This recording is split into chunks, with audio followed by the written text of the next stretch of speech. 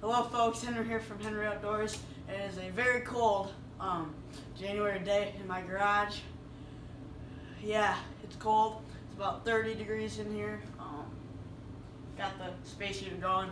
But today we are going to start our first installment of a 4-part series on my channel. This is our first series ever, and it is bass fishing for beginners. So today we're going to be talking about rods, reels, and lures that you can use when first getting started bass fishing. So let's go. First option that you have, here I have a spinning rod, really messed up line, it's all good. This is a 511 rod. It is a medium heavy speed stick. Picked this up at Fleet Farm for like 25 bucks. Not too bad. And then I went to Joe's Sporting Goods and got line put on it for about 10 bucks. This is 12-pound monofilament, green, so they won't see it during the summertime. And it's good for bass, some smaller northerns, and some catfish. Trout. Our second option here is a little bit more for advanced people. This is my Cabela's paired with an Abu Garcia baitcaster combo. It has 25-pound braided line. The difference between monofilament and braided is more like a string, old timey kind of thing.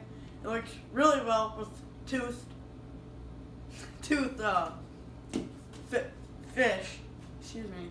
And this is a 6-1, I want to say, rod, medium heavy again. This works with bass, northern, muskie, catfish, pretty much anything that you can do. So now we are going to cut this, and we're going to get right back to you. Alright, now we're going to be doing lures. These are just your basic lures. We don't have any live bait. I normally don't use live bait with bass. So we're going to start with the topwater baits, which would be, this is a frog. A lot of people, beginners, get these because they're very easy to work and they work very, very well. You just you cast it out, lily pad, shallow water with a bunch of grass, pop it up against the bottom or the top, and it works really well. You can drag it like constantly, or you can just let it sit there and pop it. Kind of what this popper does. This popper, you drag it in the water and it creates a splash, like the fish is drowning. Sounds funny, but that's what happens. Or the fish is dying. This next one I have here is my good old chatterbait. I actually never caught a fish on this, so I don't know why I'm recommending it. I've never really used it, but it's good because it drags along the surface like a dying fish, and it has a blade on it, so it makes a vibration and it makes a splash. So it's really good at deeper water, and it comes up and then down. It's a buzzbait. It's a buzzbait. What'd I say it was? Chatterbait. Oh, that's right there. I guess now we'll go to my chatterbait. This is a vibration bait. It is shad colored. So if you're shad in your lake, example, big minnows, some white crappies, this will mimic it. It goes in the water and this blade spins like this, creating a vibration.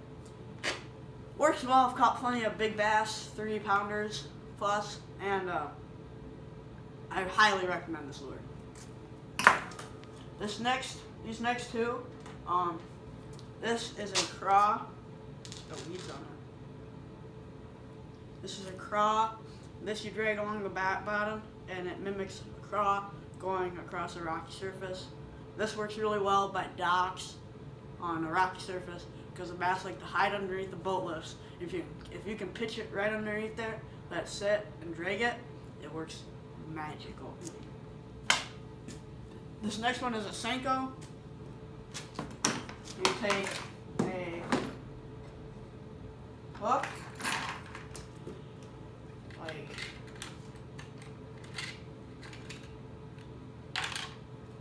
hook like this one. I have a video on how to do this on my Instagram, IGTV, at Henry_outdoors22. You just hook it straight through, let it sit on the bottom. That is not a very good job of doing it, but you let it sit at the bottom, and then you just pop it off like that. Again, by boat lifts, docks, etc. Also known as a wacky ring. Or a wacky rig, too. Whatever. This is more of a panfish bait, but I decided to bring it up just because smaller bass love these. This is like a little 1.5-inch grub, works wonders, and caught plenty of big crappies to big bass, even 2 to 3 pounders.